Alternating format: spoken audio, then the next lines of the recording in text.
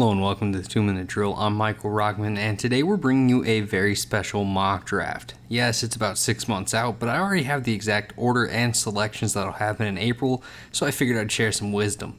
This draft order is from me projecting the rest of the season, so I'm sorry if you do not like the result of your team. But let's move on. We start things out with the Houston Texans getting the first selection, and in the number 1 spot, I think they have to go quarterback, and I have that being Stroud out of Ohio State. The debate will probably last until draft day and likely even be debated throughout their careers, but Stroud has all the tools to be a stud, and for me, he's currently QB1.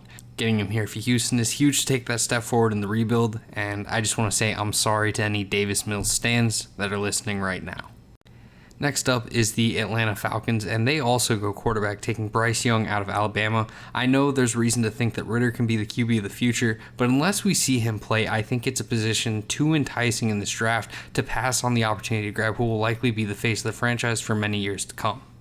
At pick number 3, the Seahawks decide to pass on the quarterback position and select Will Anderson Jr., edge rusher out of Alabama. I'm not sold on Geno Smith being the guy long-term for the Seahawks necessarily, but I can see them opting for the veteran route while adding some top talent in this offseason, and it's hard to say no when a stud like Anderson drops to you at pick number 3. And with pick number 4, the Panthers go Kentucky quarterback Will Levis. The traits are impressive for Levis, and the Panthers genuinely need someone to step into this position. Baker Mayfield, Sam Darnold, PJ Walker, it has been rough for the Panthers. While there's a chance they ride with Corral, a new staff likely will want their own guy unless we hear otherwise. Moving over to pick number 5, we have the Chicago Bears, and they select Jalen Carter, defensive lineman out of Georgia. We saw last draft that the Bears aren't going to stray from drafting who they view as the best player, and a guy like Carter truly has the tools to be a high-impact star in the NFL. Now at pick 6, we get a little spicy as the Steelers grab Georgia offensive tackle Broderick Jones. This may seem like a reach at this point in time based on consensus opinion, but Jones has been a stud tackle for the Bulldogs, and I think he should be the top guy in the class come April.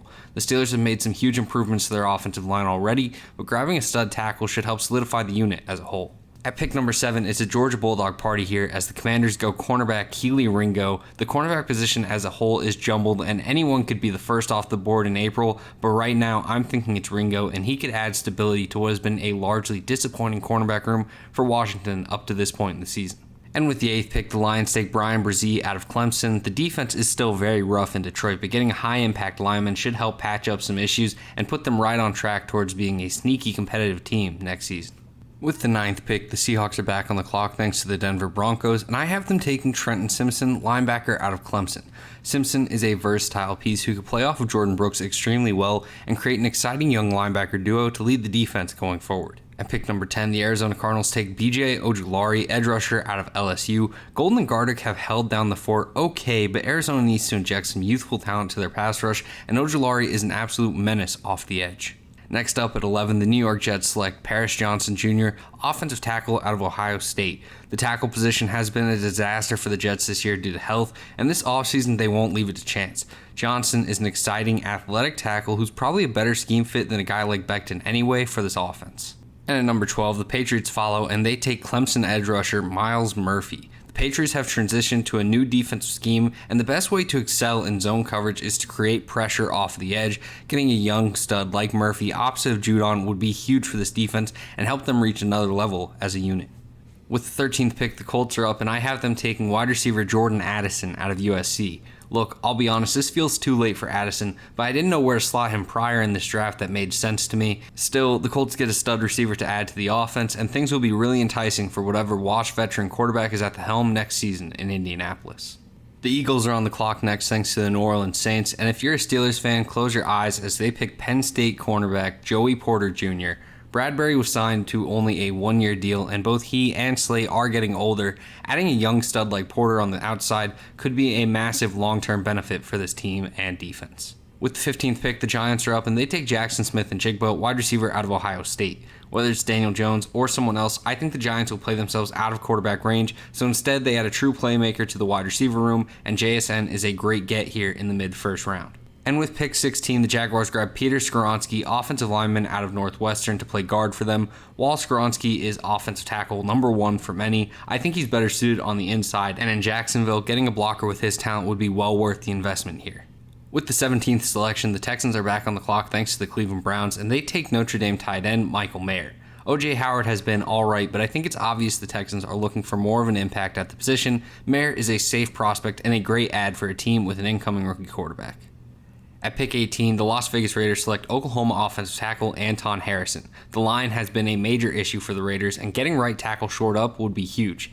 Harrison has the size, length, and athleticism that you'd want out of an offensive tackle and would be a great pick here at number 18. And this draft isn't done with tackles, as the Tennessee Titans follow the Raiders with Maryland tackle Jalen Duncan. With Lewan injured, the Titans have been without a true answer at left tackle this year. Assuming Lewan is gone this offseason, the Titans turn to the draft to address the position and hopefully get their long-term solution as well.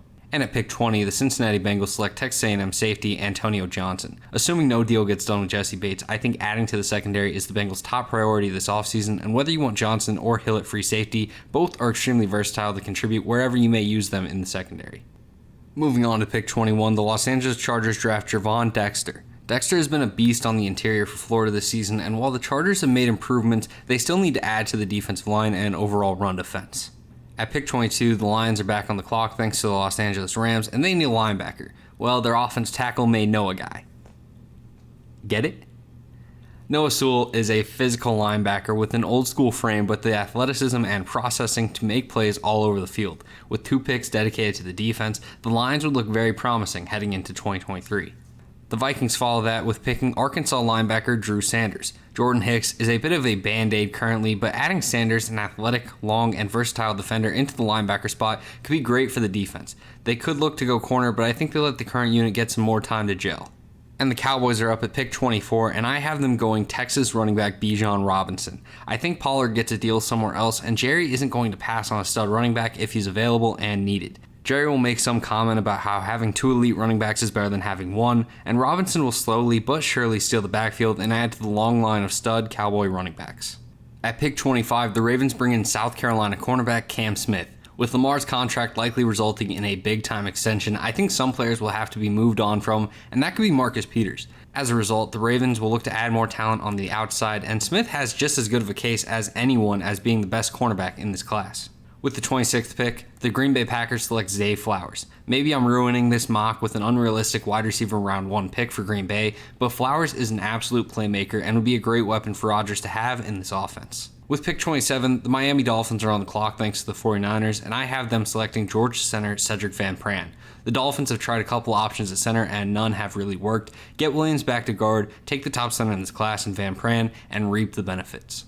The next pick would be the Miami Dolphins again, but they lost their pick due to punishment for tampering, so we move on. So with the 28th pick, the Kansas State Chiefs select FELIX ANUDIKE-UZOMAH, edge rusher out of Kansas State.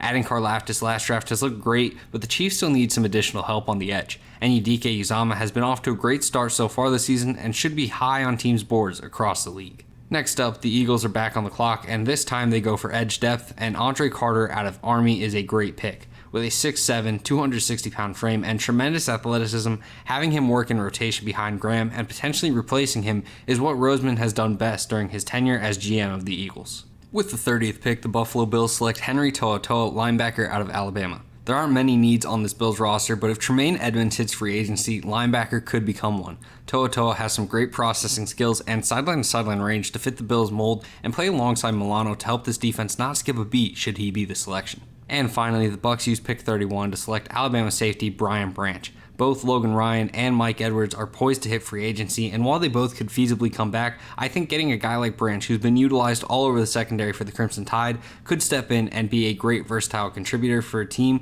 that will look to continue their defensive dominance going forward. And that's the 2-minute drill.